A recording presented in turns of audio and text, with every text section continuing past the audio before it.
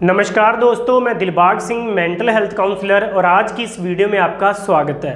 तो दोस्तों, आज की इस वीडियो में मैं आपके साथ बात करने वाला हूं एंग्जाइटी, घबराहट के बारे में कि आप इसको कैसे ख़त्म कर सकते हैं। बहुत सारे लोगों को एंग्जाइटी रहती है और इसको आप ऐसे भी कह सकते हो कि पैनिक अटैक्स आते हैं एंग्जाइटी के, पैनिक अटैक्स कि तीव्र एंग्जाइटी। पैनिक अटैक्स मीन्स तीव्र एंग्जाइटी, कितनी ज़्यादा कि आपको लगता है कि यार मुझे तो कुछ हो गया या हो जाएगा। आप बहुत ज़्यादा घबरा जाते हैं, आपको पसीना आने लगता है, बहुत सारी प्रॉब्लम होने लगती है। तो इस प्रॉब्लम से कैसे आपने बाहर आना है, तो सबसे पहले तो इसको समझते हैं अच्छे से कि एंग्जाइटी, ये जो घबराहट है, देखिए इसके पीछे छुपा हुआ है एक डर। वो थॉट प्रोसेस की वजह से हो सकता है कि कोई नेगेटिव थॉट्स आया, कोई सुसाइडल थॉट्स आया तो आपको एंग्जाइटी हो गई, घबराहट होने लगी कि अब तो मैं सुसाइड ना कर लूँ। कुछ लोगों को ऐसे न्यूरो पाथवेज, नेगेटिव पैटर्न्स बने होते हैं माइंड के कि जैसे मैं किसी को कुछ गलत ना बोल दूँ, मैं अपने आप को हार्म ना कर लूँ, नुकसान ना पहुँचा लूँ। जैसे एक चाकू है तो वो ना लगा लूँ, उससे भी एंग्जाइटी होती है। और एक कंटेमिनेशन ओसीडी होती है कि जैसे बार बार गंदगी फैल जाएगी, बार बार हाथ धोते रहते हैं, नहाते रहते हैं, चीज़ों को साफ़ करते रहते हैं, उससे भी एंग्जाइटी होती है। कुछ रिलीजियसली जैसे भगवान के प्रति कुछ गलत थॉट आ गया, सेक्सुअल थॉट्स आ गया, तो उनको लगता है कि पाप हो जाएगा, मेरे साथ गलत कर देंगे भगवान, तो उससे भी एंग्जाइटी होती है। और उसके बाद मन्नत का विचार आ गया अगर किसी को, तो उनको लगता है कि यार अब तो मैंने मन्नत मांग ली, अगर वो पूरी नहीं करेंगे तो फिर भगवान मेरे साथ गलत करेंगे, सज़ा देंगे, उससे भी एंग्जाइटी होती है। कुछ फोबियाज होते हैं, जैसे HIV होने का फोबिया, उसमें भी एंग्जाइटी होती है। रैबिज हो जाने का फोबिया, उसमें भी एंग्जाइटी होती है। चीज़ों को बार बार चेक करना, उसमें भी एंग्जाइटी होती है। डिप्रेशन में जब आप चले जाते हैं, उसमें भी एंग्जाइटी के कुछ सिम्टम्स रहते हैं कि आप डरा हुआ महसूस करते हैं, अकेला महसूस करते हैं। तो देखिए, इस एंग्जाइटी को कैसे आपने ख़त्म करना है, ये तो हमने एंग्जाइटी को समझा कि इस तरीके से होता है। अब आपने इसको ख़त्म कैसे करना, उसको थोड़ा सा समझिए। देखिए, जब आपको एंग्जाइटी, घबराहट, वो पैनिक अटैक्स आते हैं, वो डर लगता है किसी भी वजह से, जो मैंने वजहें आपको, जो कारण मैंने आपको बताए हैं, तो आप क्या करते हैं, आप मेडिसिन लेते हैं। आप मेडिसिन लेते हैं और एकदम से अपनी एंग्जाइटी को शांत कर लेते हैं। और धीरे धीरे धीरे धीरे क्या होता है, आप उन दवाइयों के, उन मेडिसिन के एडिक्शन बन जाते हैं। एक तो प्रॉब्लम पहले ही आपको है जिसकी वजह से एंग्जाइटी हो रही है, गलत माइंड नेगेटिविटी की वजह से, कुछ पैटर्न्स की वजह से एंग्जाइटी हो रही है।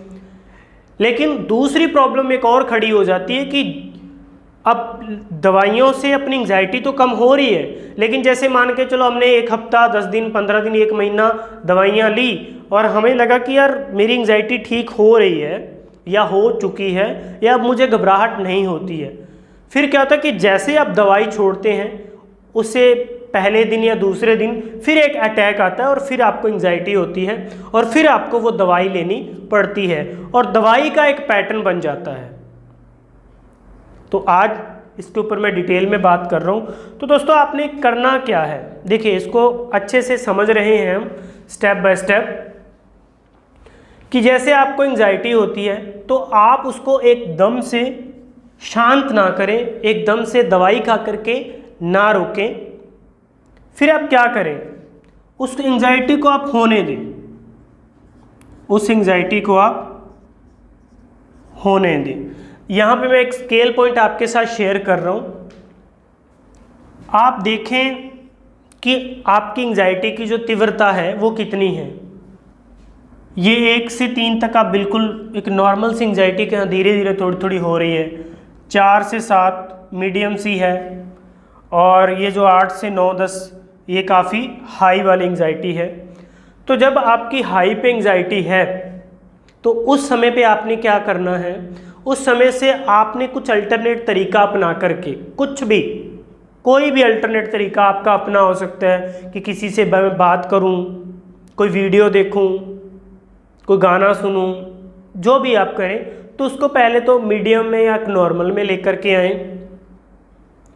अगर मीडियम में आ गई है तो फिर वो अल्टरनेट तरीके लगातार आप अपनाते रहें जो भी आप अपना रहे हैं, क्योंकि हम ये काउंसलिंग सेशन में चीज़ें करते हैं कि पहले, क्योंकि एंग्जाइटी को अगर आप ख़त्म करना चाहते हैं तो उसमें ये CBT हो गया, CBT थेरेपी हो गया कि जो उस थॉट प्रोसेस की वजह से, वो उस कॉग्निशन की वजह से एंग्जाइटी हो रही है, तो उसको समझा जाए, उसके बिलीफ सिस्टम को तोड़ा जाए, उस पैटर्न को धीरे धीरे तोड़ा जाए, और फिर ERP करते हैं, एक्सपोजर करवाया जाता है, और फिर CDT ड्रिल थेरेपी होती है, और रिलैक्सेशन के लिए माइंडफुलनेस की बहुत सारी टेक्निक्स होती हैं जो काउंसलिंग सेशंस में होती हैं।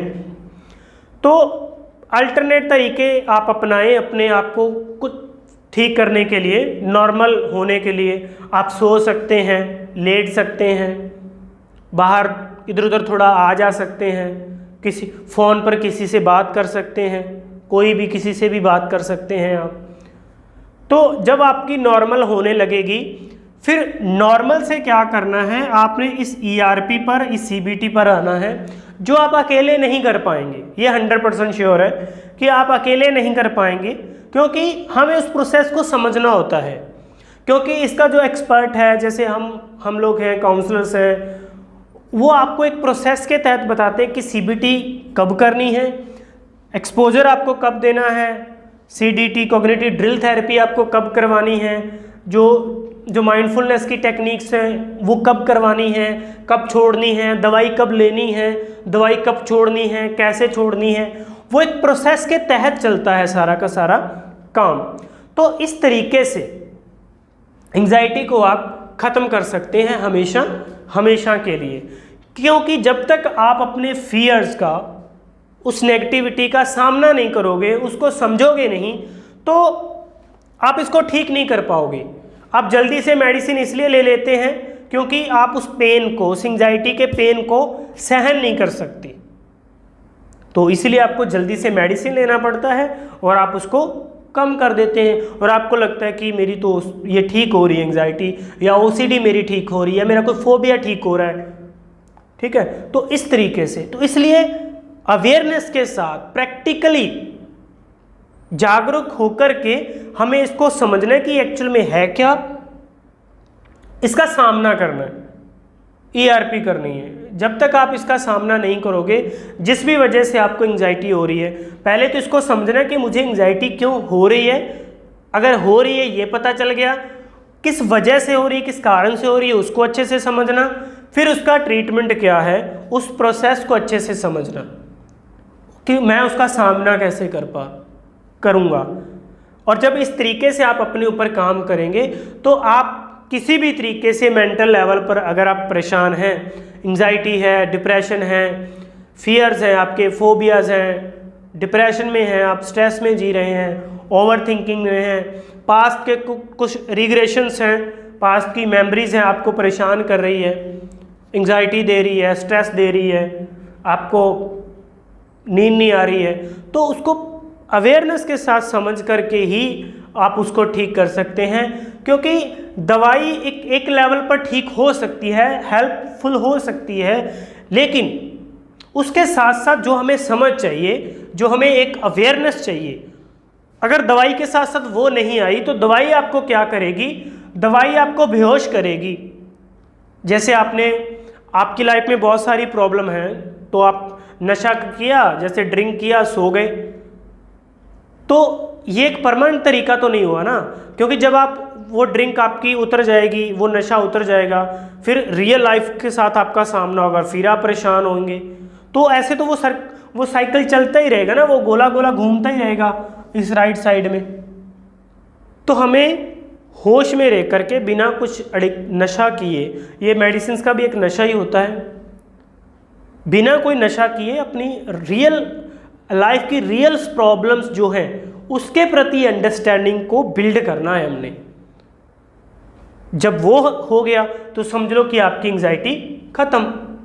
तो इस तरीके से आपको अपनी मेंटल हेल्थ के ऊपर काम करना होगा और जो मेंटल इलनेसेस हैं, आपकी मानसिक बीमारियां हैं, उसको आप ख़त्म कर सकते हैं।